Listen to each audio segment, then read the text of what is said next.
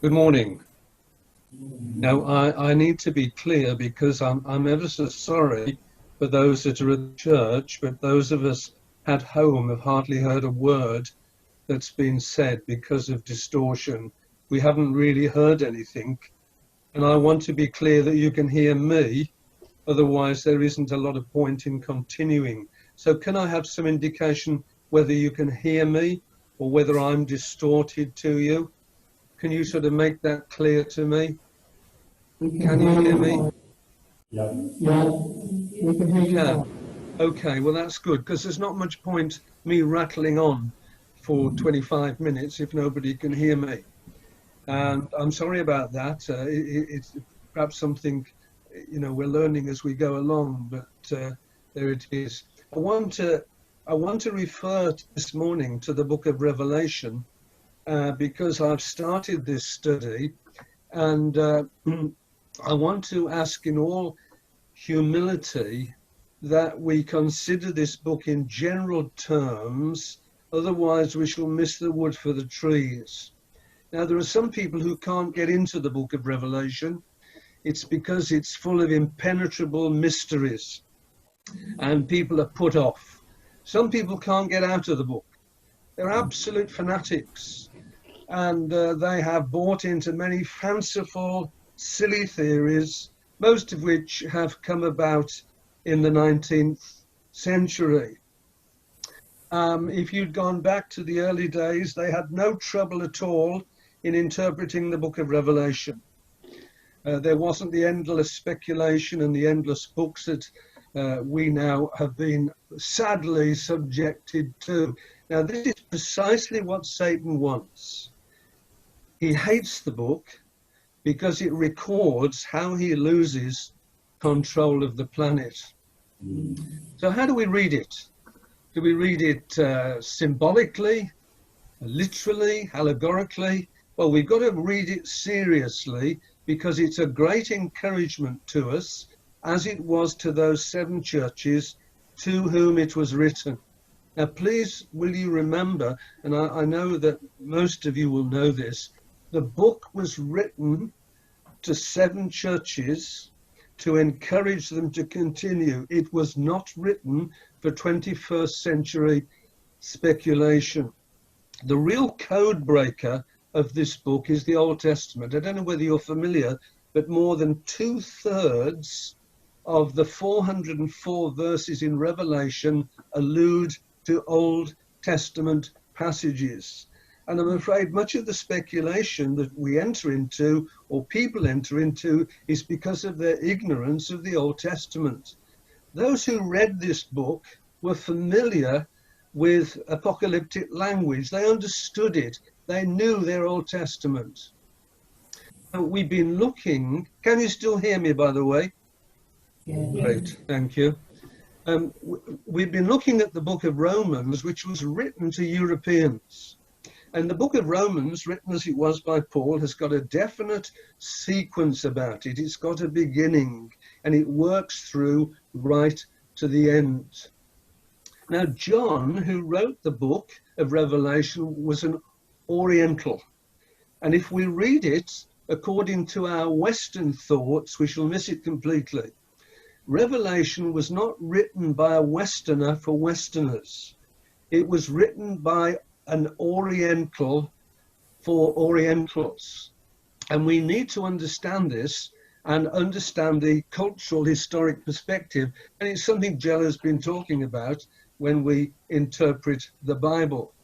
Now, there are 2 different cultures, and I've referred to this in the past, but I thought it would be good to reiterate it as we enter into this study. We Westerners live by what's called monochronic time. Essentially, that means we do one thing at a time. Now, ladies, I know you're good at multitasking. My wife's much better at multitasking than I am, but please hear me out. This is a sort of general rule that in the West, we like to do one thing at a time. We focus on one thing at a time, and we don't like distractions or interruptions. We've got schedules, and we like to stick to them. They're important to us. And once a plan is made, we normally follow it through, and changes to those plans will be a little bit of an inconvenience. So time for us Westerners is tangible, it's valuable. Schedules are important, and time is treated as a commodity. Time is in the Western culture more of a rigid thing, a stable thing. That's why if you arrange to meet someone, and they're half an hour late, well, it's a little bit annoying. You know, you either arrive early. My mother always taught me to arrive early. She was a great stickler about time. And so I arrived early, but normally we will arrive early or on time. Now, that is not the approach to life in a polychronic Eastern culture. Asia, Arabs, Africans, Latin America. The definition of polychronic is this: performing elements of different tasks concurrently as opposed to sequentially. In other words, people from that culture tend to do a lot of things together. It's basically a culture based on multitasking. Time is more free. Those of us who have been to Africa understand this. If you plan to meet someone at 6 o'clock on Tuesday morning, you might meet them at 6 o'clock the following Tuesday or whatever. It's a different approach. It's not that they're being rude, it's a different approach to time. And often with them, the focus will be on the task at hand rather than the time of the task. Now, if we read the book from a Western perspective and expect chapter 1 and chapter 2 and chapter 3 to be in a sequential order, we shall get totally muddled. The book was not written in that way. And when you go into some Oriental museums, for example, they've got pictures which keep moving around like a kaleidoscope. Remember the old kaleidoscopes we had when we were young? Now, this is the way Revelation is written. It's pictures flashing before us. And what we want to do is to stop and say, well, let's try and work that picture out. That's not the way it was written or why it was written. A friend of mine has just got back from India. Now, he's traveled all over the world. And this is what he said to me. When he saw the sights and smells and the noise and the excitement, he said this: it assaulted my senses. Okay, I've heard that before about India. I've never been. Now, in Revelation, we've got all these pictures. We've got angels and dragons and armies and rainbows and thunder, lightning sounds and trumpets, and they assault our senses. They're meant to be. They're meant to do that. When, bless him, John, the elderly apostle, crawled into his cave on the Lord's Day and saw these pictures, he would never have dreamt that 2,000 years later, people would be discussing the third toe on the second beast and what it stood for. He would never have dreamt that people 2,000 years later were trying to fit the book into the headlines of our newspapers. He would never have dreamt that someone would be saying that the mark of the beast, the mark of our forehead, would be we'd live in a cashless society and we wouldn't be able to buy something if we got a chip under our foreheads. He would never have dreamt of that. And there you go. Now, you know, we're a soft lot. We think that being locked down for three months is the end of the world. You know, we think we're so hard done by. But John was living in real precarious times. The Roman Empire was collapsing. Tribes were attacking cities that were thought to be impregnable. The church was being devastated. Christians were being beheaded. John himself had been banished to a gravel pit, which is what Patmos was really. And there he is in his cave, wondering why all his friends have died and he's left basically by himself. And then this glorious revelation comes to him. And God is speaking and saying to these 7 churches, now look, saints. Things are bad and they're going to get worse. But don't underestimate my love for you. This is not the end of the story. Don't be shaken. Now, I don't know whether any of you have read books by Hal Lindsey or Tim LaHaye, all this Left Behind business. You know, there's going to be pilots in the sky and then suddenly there'll be no pilot in the plane because he's been raptured somewhere. There's bumper stickers in America that say those kind of things. The idea is somehow that Jesus is going to come and snatch us all away to heaven. That's, by the way, at chapter 4. So what use was the rest of Revelation to those 7 churches? I do not know. But we're all snatched away, and then he's going to come back again and set up his kingdom on earth. Now, no one even thought that way until 1864. Nobody. If you'd gone to the early church and said, well, we're all going to be secretly raptured, they'd say, what on earth are you talking about? Jesus is just coming back once. But you see, these things have come in, and this particular thing came in through a man called Darby, who was one of the founders of the Brethren, and popularized by a man called Scofield. Anyone got a Scofield Bible? I had one when I was young, and in the notes there, you will find these things. Now, we could look more deeply into those things if we wanted to. All I'm saying is this: we must not simply go along with what we might have heard and what is popular in many circles. We need to study for ourselves, or at least see some of the history behind these things. You see, the idea is that God is going to save us out of the tribulation. Well, let me ask you a question. Did God save Noah from the tribulation or in the tribulation? Did God save his people in Egypt from the tribulation or in the tribulation? Did God save Daniel from the lion's den or in the lion's den? Ask persecuted Christians around the world. Here we sit, brothers and sisters, complaining about being locked in. Oh, what a terrible, terrible situation we're in. Yet there are people this morning who are holding dead babies, dead children.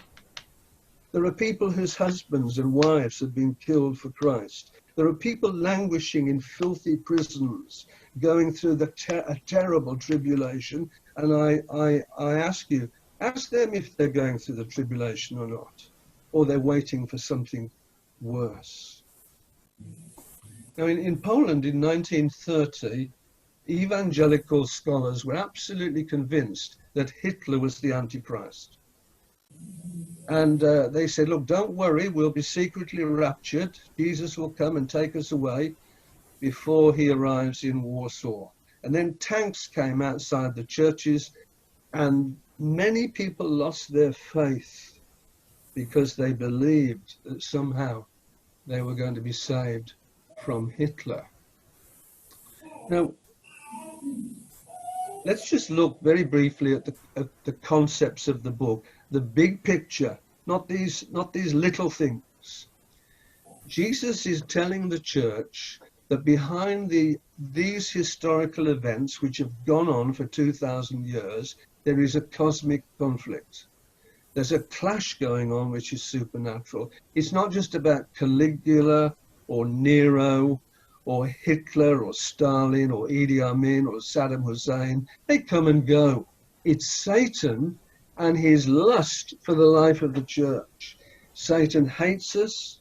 He hates his church, Jesus' church, and behind there is this great war going on between God and Satan. Now we know about Satan. God created, before he created man, he created the angelic realm, and he created this beautiful creature, Lucifer, light bringer, day star, the anointed cherub, who set himself up as God. He saw God, who was light and life and truth and love, and he knew he couldn't be any more of those things. So he decided on the opposite. I'll become darkness and death and lies and hatred. And he seduced, persuaded a substantial company of the angels who joined him and made war. Now this civil war has gone on. And those beings that were created to minister to us are now utterly against us. There's a murderous, hateful, warring beast who hates God and hates you and me. And he's ready to devour us. He's ready to destroy us. He's ready to ruin us.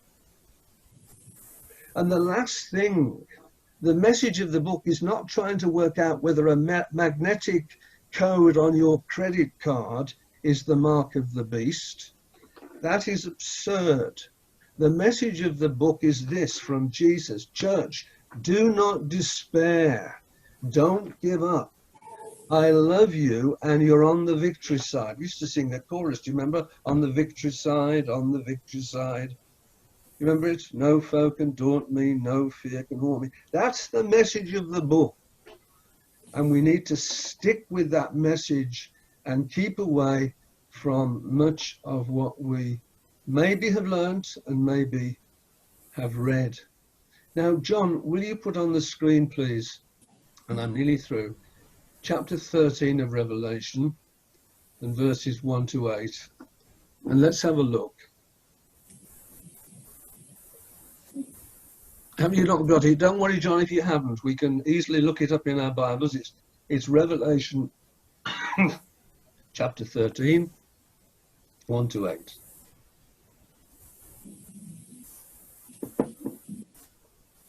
Then I stood on the sand of the sea, and I saw a beast rising up out of the sea, having 7 heads and 10 horns.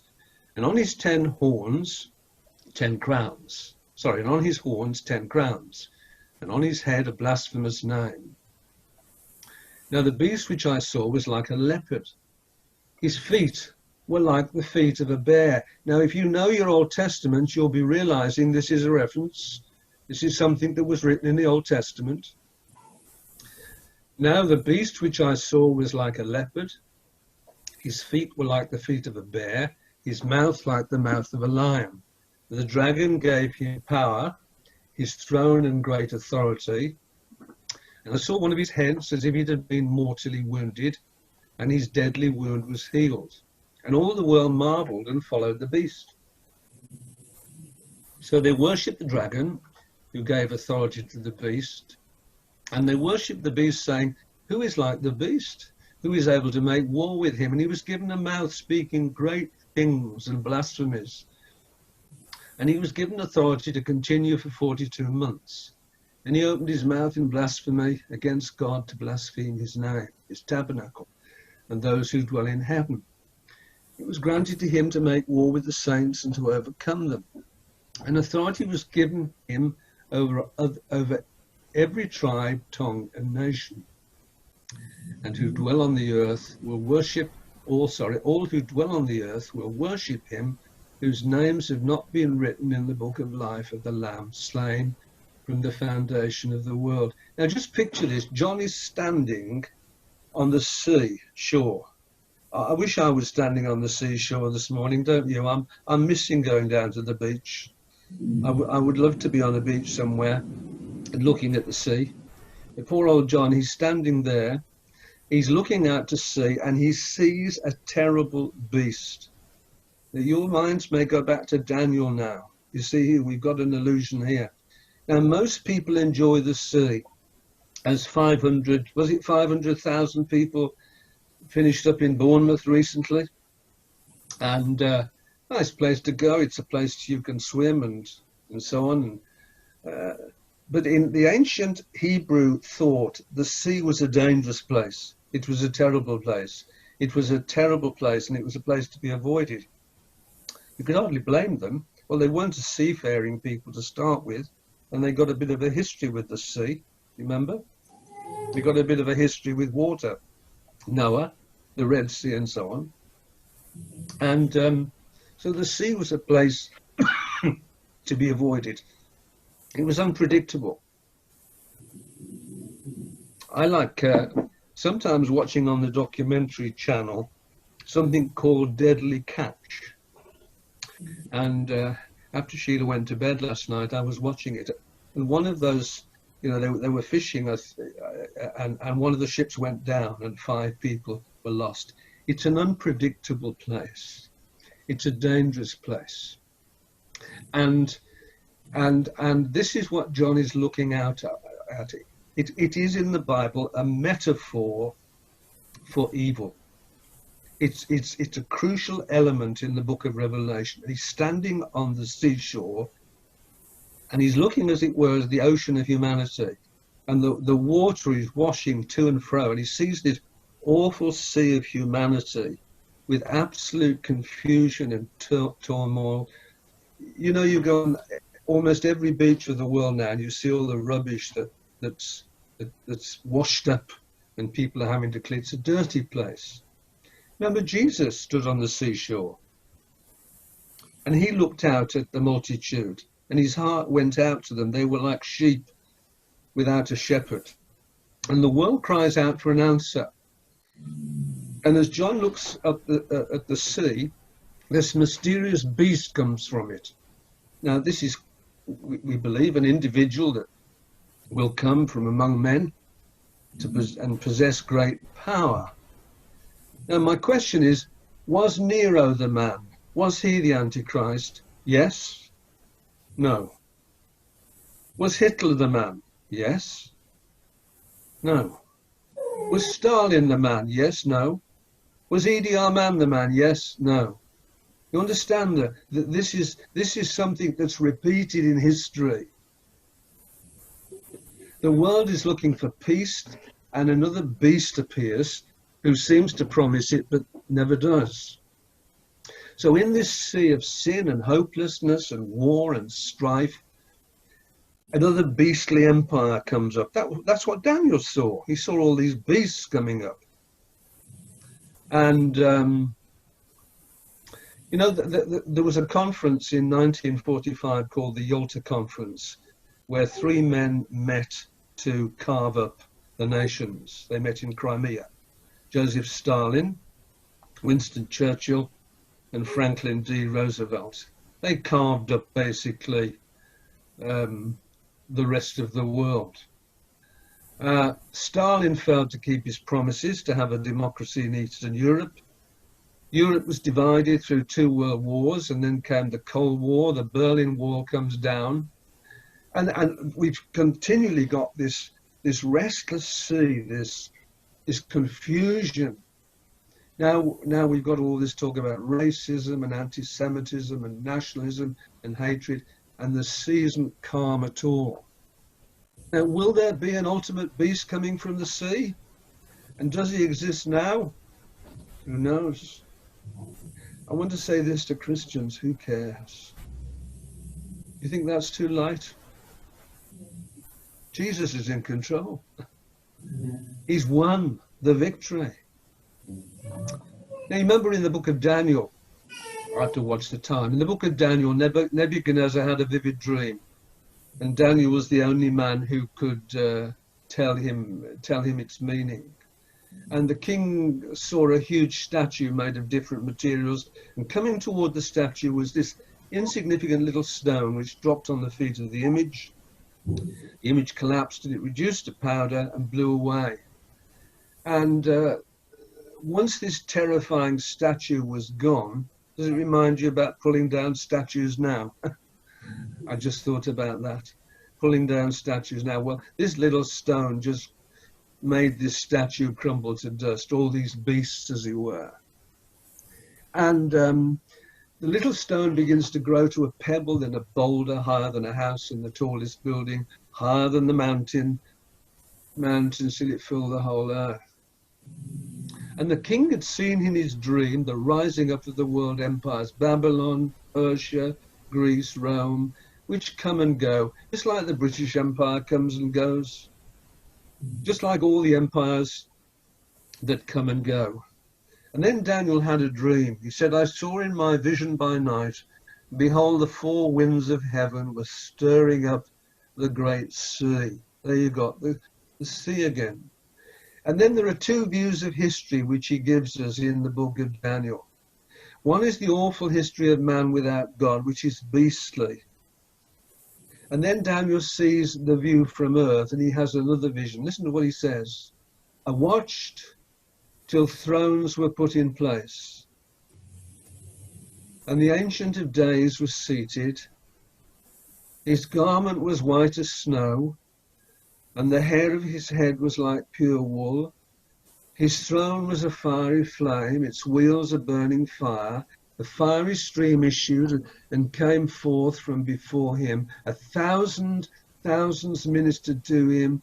10,000 times 10,000 stood before him. The court was seated and the books were opened.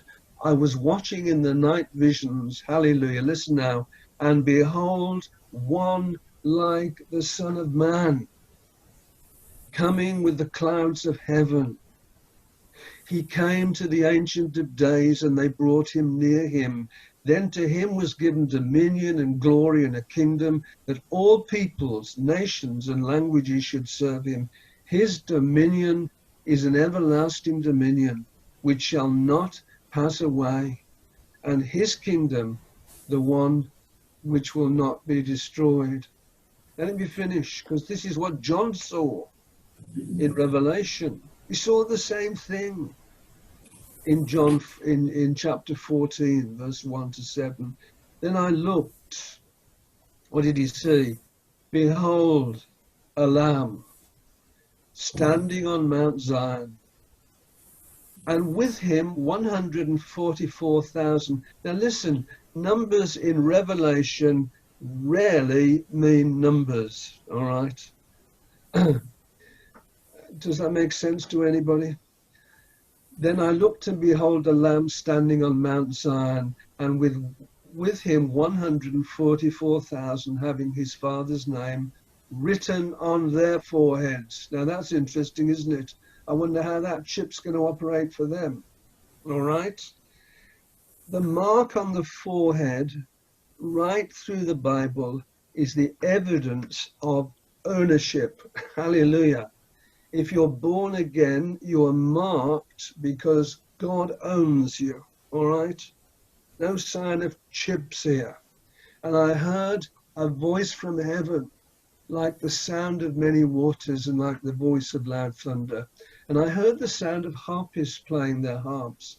They sang as if there were a new song before the throne, before the four living creatures and the elders. And no one could learn that song except the 144,000 who were redeemed from the earth. These are the ones who were not defiled with women, for they are virgins. These are the ones who follow the Lamb wherever he goes.